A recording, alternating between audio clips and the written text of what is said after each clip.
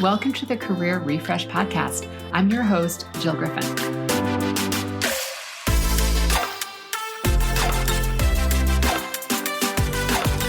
I'm a former media and marketing executive turned career strategist and executive coach.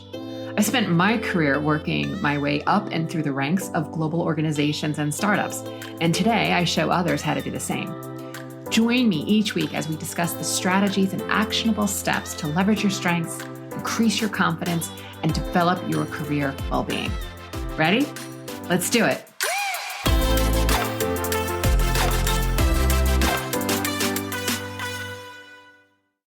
Hey, welcome back. I'm Jill Griffin, your host. Today, before we get into the topic, I want to talk about something I keep seeing on LinkedIn, or people direct message me, or I've seen a lot of comments on Fishbowl, and it is about the cover letter. All right, friends, the cover letter is definitely being diminished. It's definitely being requested less. We're seeing it's only being requested about 40% of the time.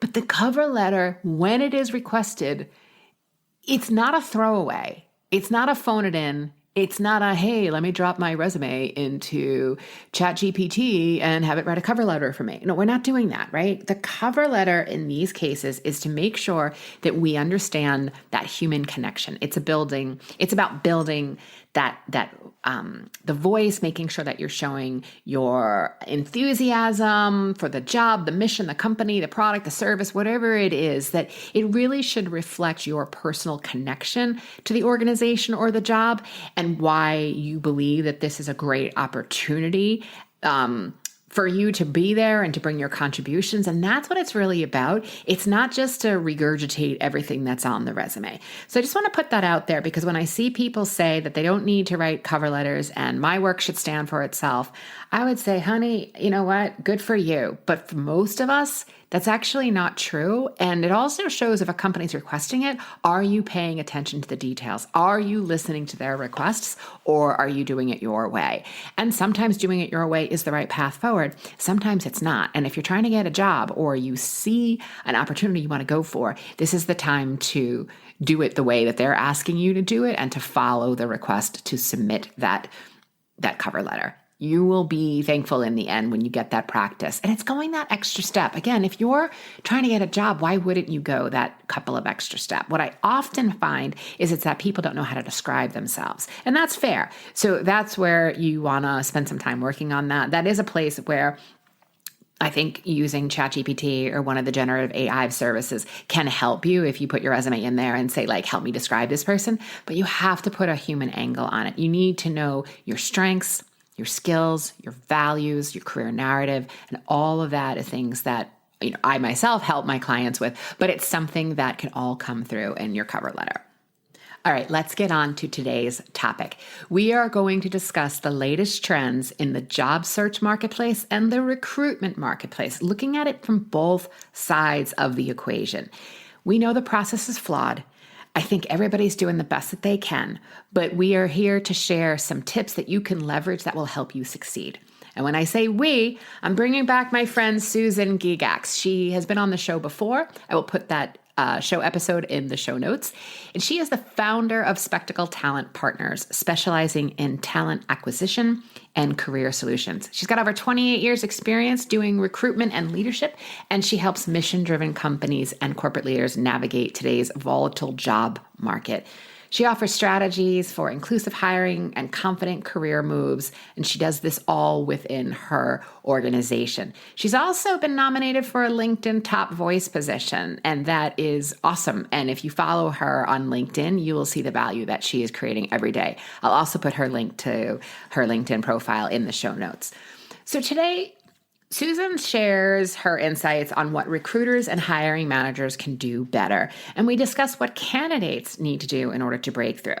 We discuss why the STAR method is flawed, and it's not really an inclusive hiring tactic. And I know many people use this, but this is Sue's sharing a framework where she would like to see more recruiters and hiring managers use instead, because it is an inclusive hiring tactic. We also talk about the rise of the 30-minute interview.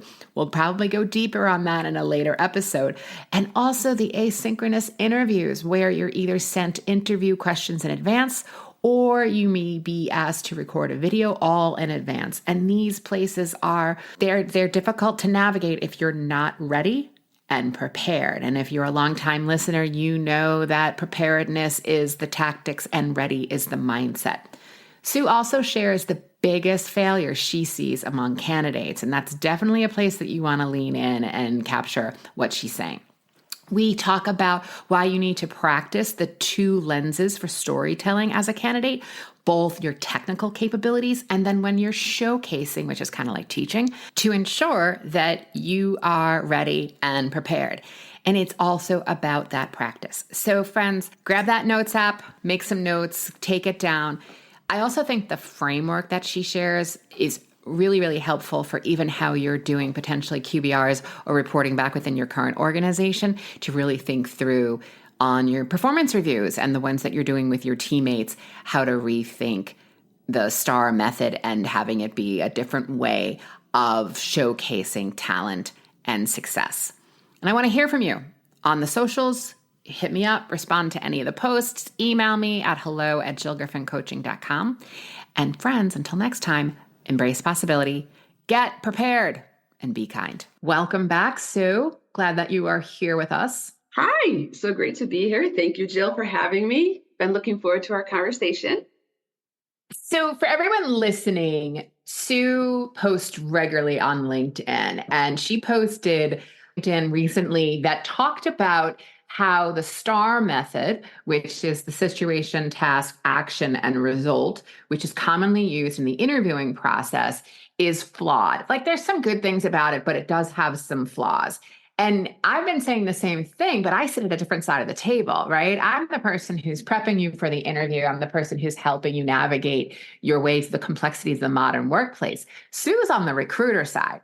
So I wanted to bring her on today to talk about not only, a little bit of an update of what's going on in the recruiter marketplace, and then get into what should companies and recruiters do differently? And then as a candidate, what do we need to do differently in order to be heard and break through to get noticed? So with that, Sue, why don't you take us through just a high level sort of what's going on in the marketplace today around recruitment and hiring for our listeners? Sure. So thank you. And I'll start by saying I've been doing this since I used to put job ads in newspapers. That's how long I've been in the recruiting world. Yeah. So when I talk about the things that I have seen, the ways in which interviewing, recruiting, the candidate process at small, medium, and large companies, I'm coming with these 28 years of experience leading large teams at multi-billion-dollar companies. We hired thousands of people every year. And I did that for 11 years, my last 11 years in corporate before starting my recruitment solutions firm. So when I talk about these things, I'm by no means am I trying to say it's all broken, we should just throw up our hands and walk away, though there's plenty that can be done.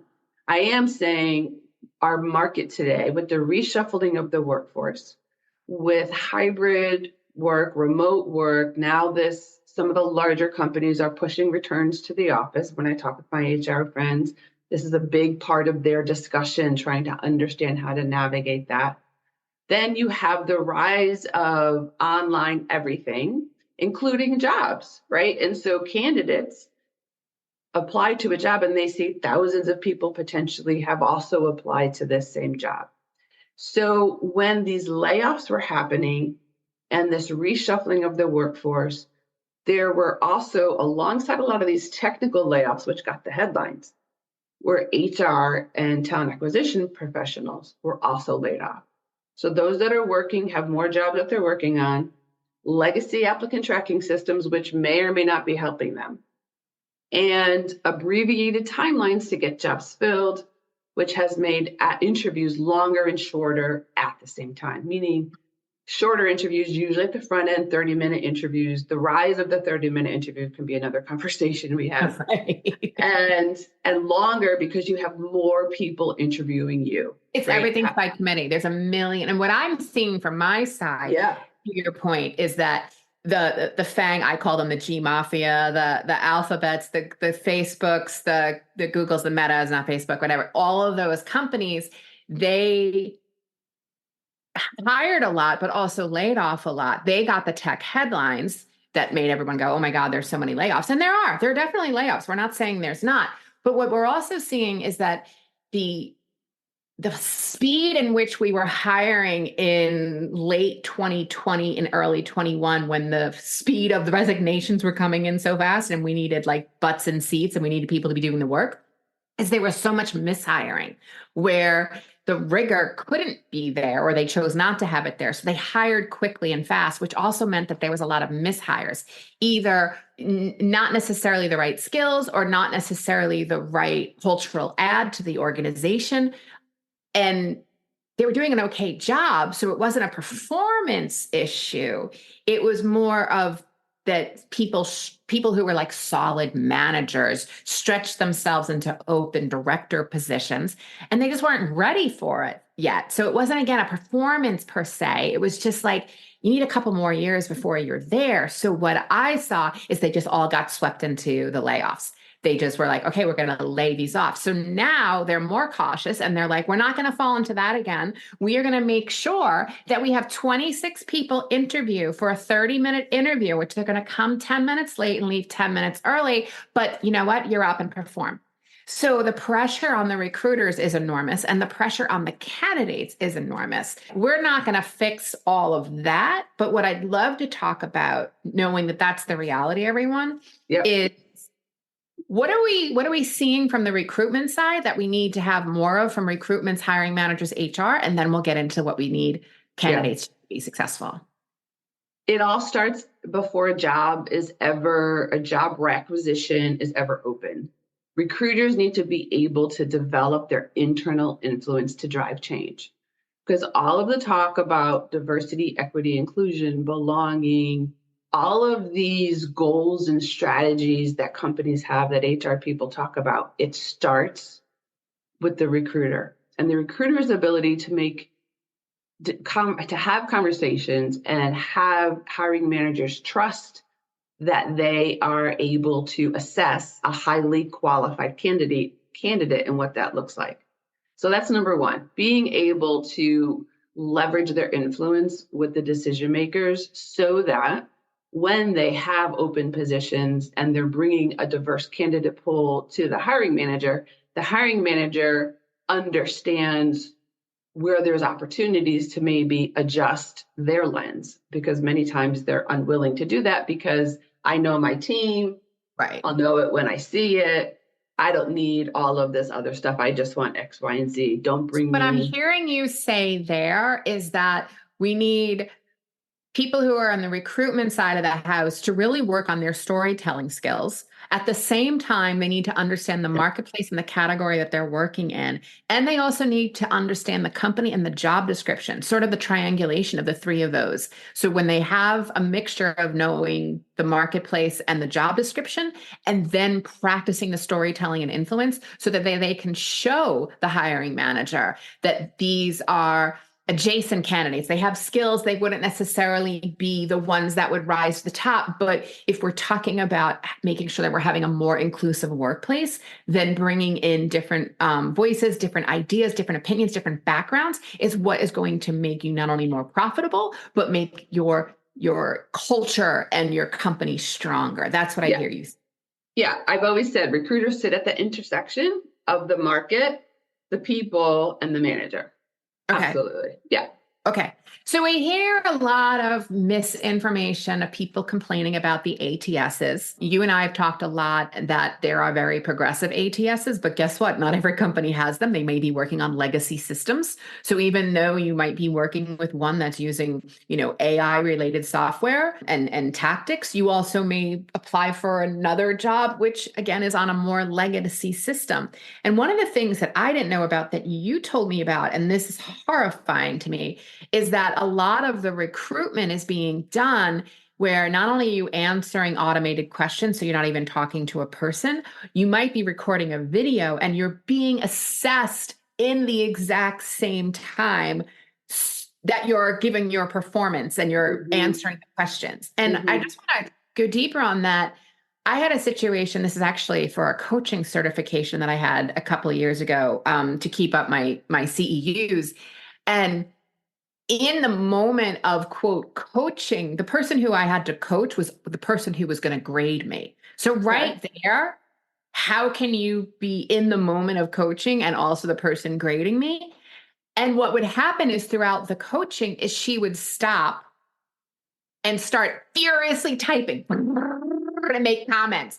And then I would be asking her the next question. She'd be like, hold on, I can't answer yet. And I was like, this is a shit show. I will say I passed, but not before writing them a very direct letter about how, from a inclusion standpoint, from a disability standpoint, from an understanding about neurodivergence and understanding how different people, like every time I'm asked to answer the question, you're going to take me out of it and then tell me to tap dance and then grade my tap dancing and then come back into it. Like, oh my God. So when you told me that, I was like, holy moly. So give us a little more context around that of what Mm-hmm. you're also seeing there. Well, there's different ways that this is showing up. So with video interviewing, there are some video interviewing technologies that have implemented some AI to try and assess people based on the way in which they're answering their questions for some of these behavioral skills, those types of things.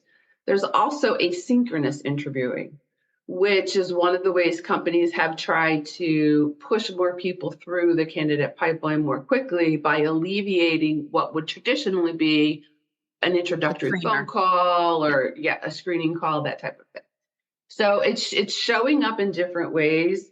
It's very interesting. If you look online and read reports, you will see the entire, some people who are all for it and they're telling you why it's fantastic, and some people who are against it and they're telling you why it's terrible.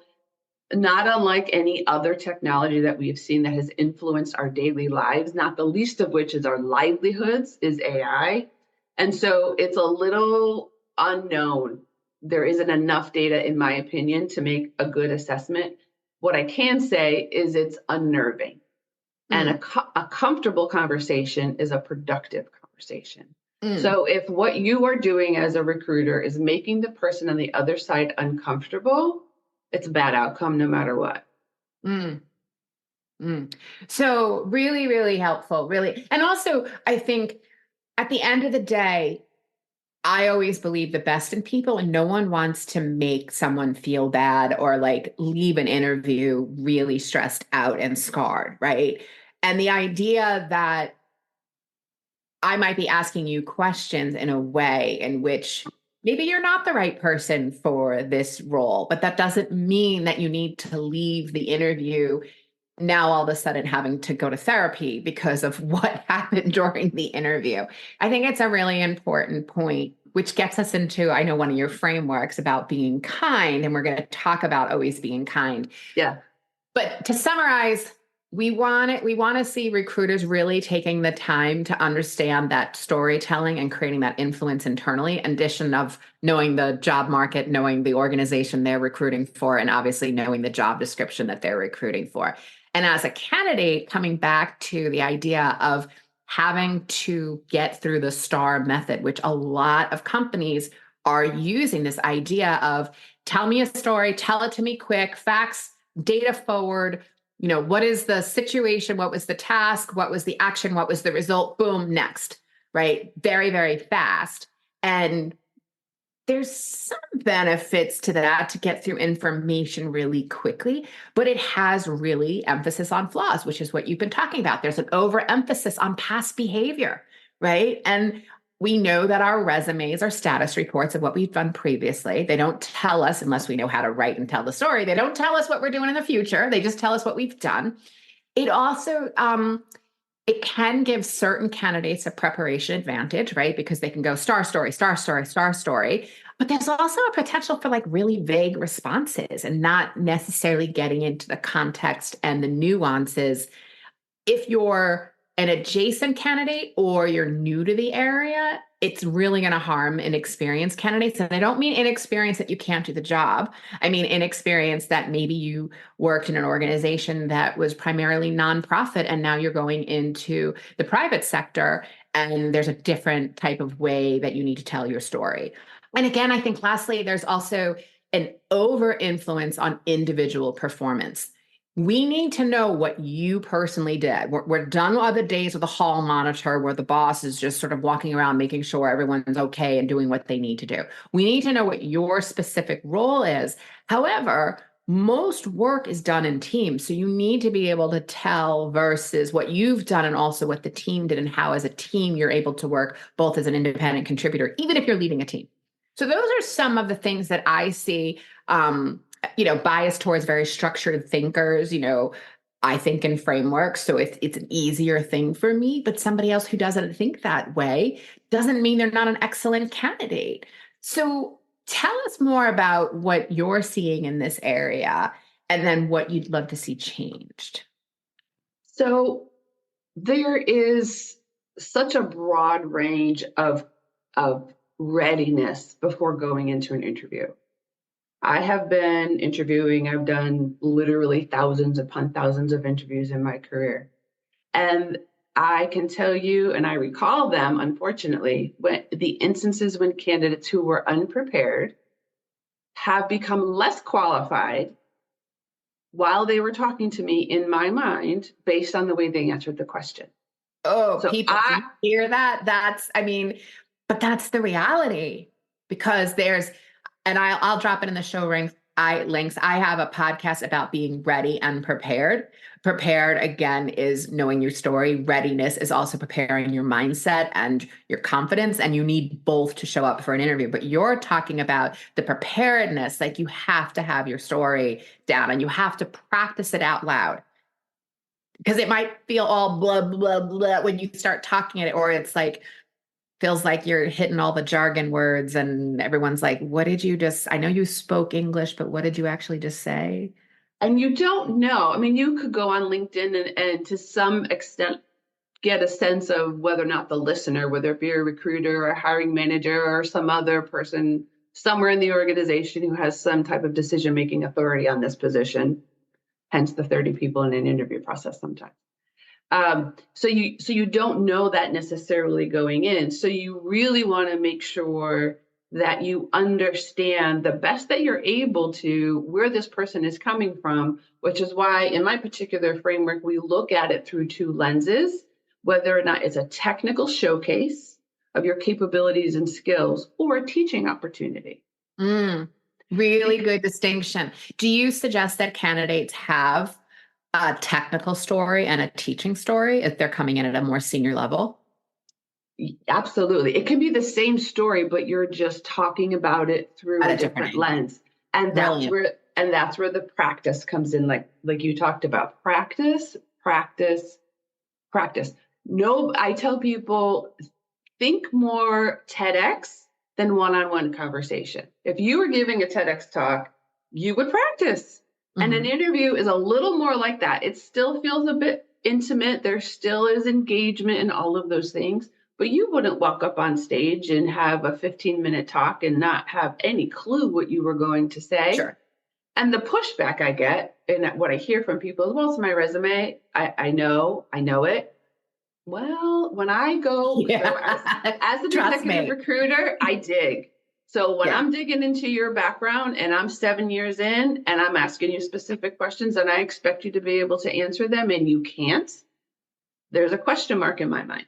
So the person who's prepared better moves forward faster and more likely, right? Because you can't determine the outcome, but your behavior, your preparedness absolutely influences the outcome.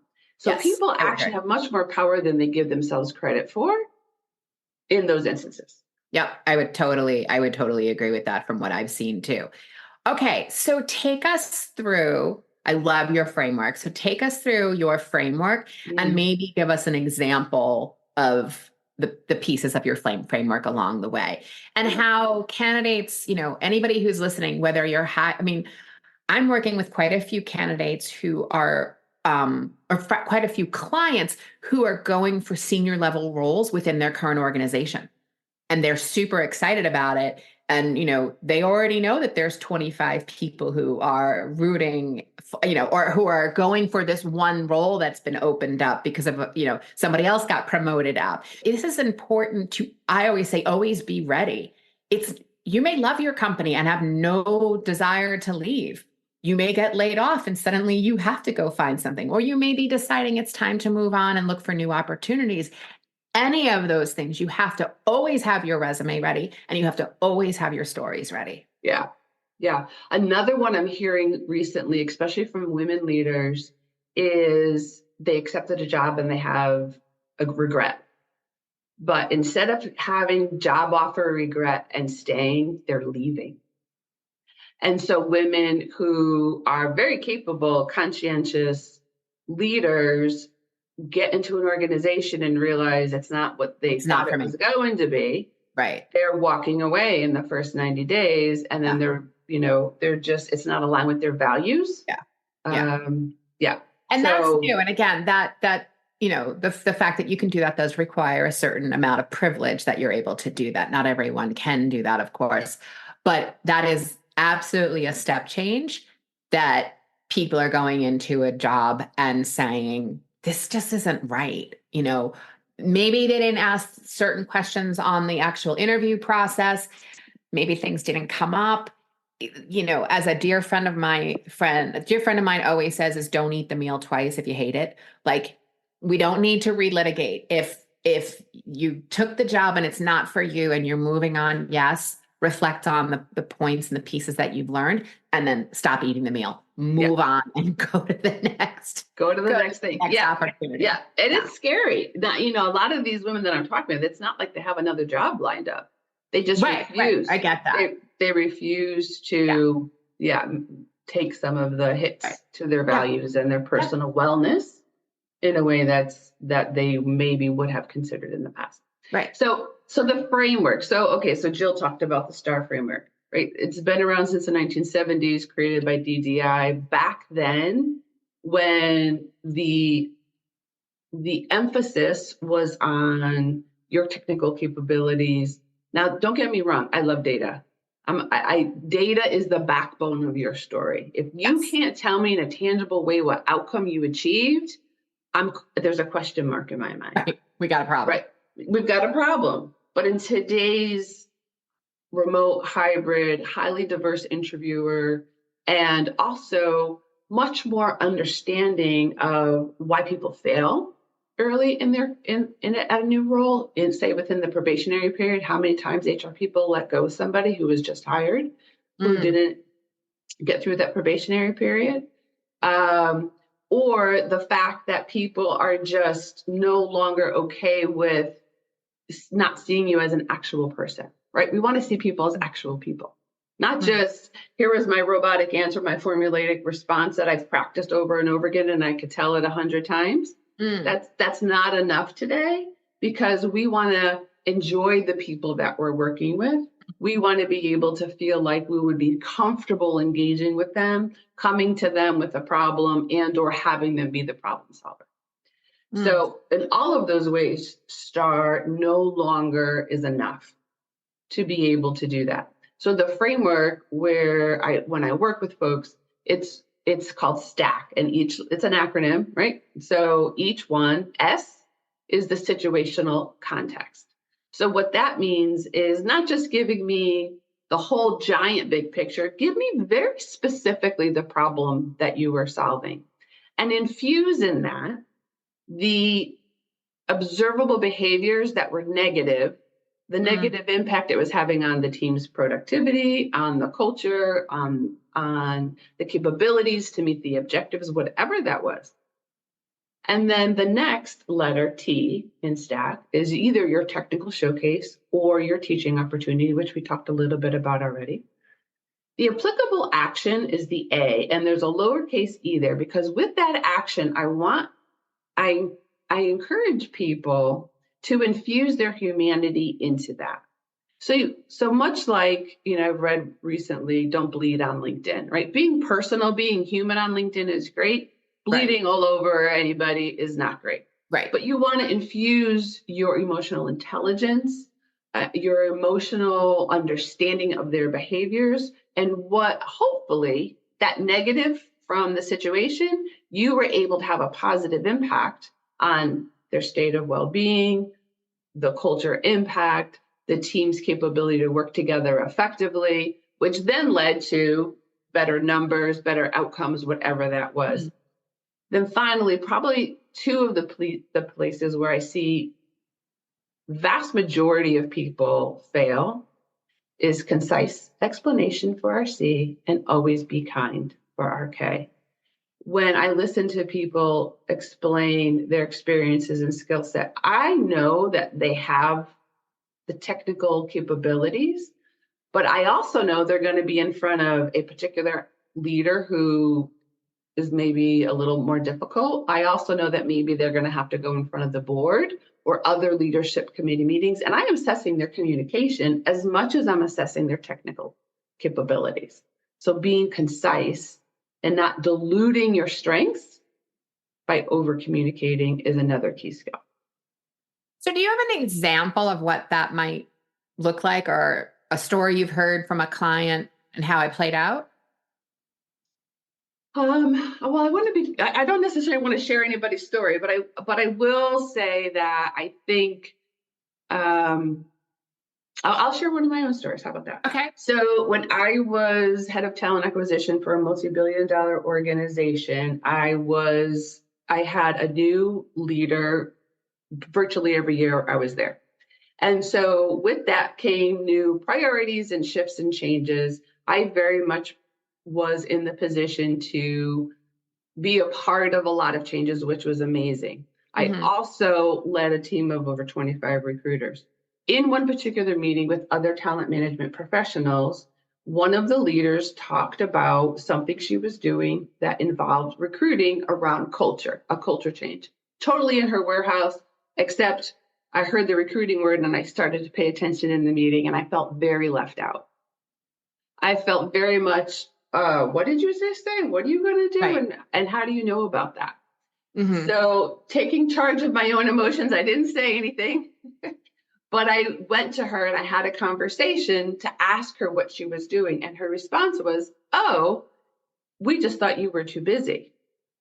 And once we had a clarifying conversation, talked through what the project was, I realized 90% of it was outside of where I needed to be involved, but there was 10% of that project that sat very comfortably in my work and my team's work. And so we worked together to be able to come up with a plan that was able to give her the opportunity to move the project forward much more quickly because she had access to me. And for me to feel like I was doing what I needed to do to protect my team, first of all, and also make sure that everybody was operating in a cohesive way. So it went from a very strenuous, awkward, angsty type conversation and project to this is great, we're working together, and we had that speed to be able to move the project forward effectively. I think that's a great example. Thank you, Sue. I just think having these conversations and helping people starting to think differently and thinking about, we know that sometimes the marketplace can be hard. And right now it is back to an employer's marketplace. It will change again. It always does. But whatever we can do to really be ready and prepared and to think about things differently, both from the interviewer and the recruiter side and from the candidate, I think is really helpful for people just to pause and think things differently. I will put Sue's information in the show notes so you can follow her on LinkedIn. She puts a lot of great content out there. I'll also drop the links in the show notes for the couple of other podcasts and things we referenced in today's episode. And we thank you for listening.